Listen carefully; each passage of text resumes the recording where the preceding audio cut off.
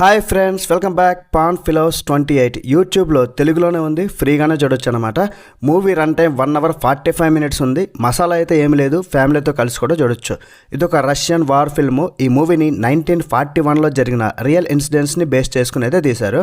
మరి మూవీ ఎలా ఉందో తెలుసుకునే ముందు ప్లాట్ విషయానికి వచ్చేస్తే, అది 1941 వరల్డ్ వార్ 2. మీ అందరికీ తెలుసు, ఆ టైంలోనే అంతగా తెలియని యుద్ధం అయితే ఒకటి జరిగింది.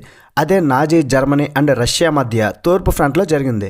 జనరల్ ఇవాన్ ఫాన్ ఫిలో ఆధ్వర్యంలో 28 మంది సోవియట్ సైనికులతో కూడిన ఒక చిన్న బ్రిగేడ్ మాస్కోని రక్షించడానికి అందరూ ఒక్కడిగా నిలిచారు. జర్మన్ యుద్ధ ట్యాంకులను వారి ధైర్య సాహసాలతో తెలివితో ఎలా ఎదుర్కొన్నారు, వాళ్ళ మాతృభూమిని ఎలా రక్షించారు అనేది ఈ మూవీలో మీరు చూస్తారు. మరి ఈ మూవీ చూశాక నాకైతే, నేను ఎన్నో మంచి వార్ మూవీస్ హాలీవుడ్లో చూసా, వాటితో నేను కంపేర్ చేయను, కానీ యూట్యూబ్లో అది కూడా తెలుగు డబ్బింగ్లో ఉన్న ఈ వార్ మూవీ చూసినప్పుడు నాకైతే నచ్చింది భయ్యా. మరీ కేక తురుము అని చెప్పను, కానీ ఒకసారి అయితే చూడొచ్చు. యూట్యూబ్లో తెలుగు డబ్బింగ్లో ఉన్న మూవీస్ మ్యాక్సిమం నేను ఎక్కువ చూడను, అంత ఇంట్రెస్ట్ ఉండదు నాకు. ఎందుకంటే ఒకే సినిమాని పేరు మార్చి రకరకాల యూట్యూబ్ ఛానల్స్లో పెడతారు. బట్ ఈ మూవీ కూడా చాలా యూట్యూబ్ ఛానల్స్లో ఉంది. ఫస్ట్ 35 minutes వరకు ఇదేం వార్ మూవీరా బాబు, బోర్ మూవీ అనుకున్నా. క్యారెక్టర్స్ ఇంట్రడక్షన్ అయిపోద్ది, వాళ్ళు ఏదో సరదాగా మాట్లాడుకుంటూ ఉంటారు. కానీ 35 minutes తర్వాత క్లైమాక్స్ వరకు యాక్షన్ ఎపిసోడే ఉంది భయ్య. 1 hour అంటే మాటలు కాదు, ఈ మధ్యలో మాటలు లేవు, మాట్లాడుకోవడాలు లేవు, అంతే. ఎటువంటి డైలాగ్స్ కూడా ఏమీ లేవు. స్టోరీ కూడా మీ బ్రెయిన్కి పని చెప్పే స్టోరీ కూడా కాదు.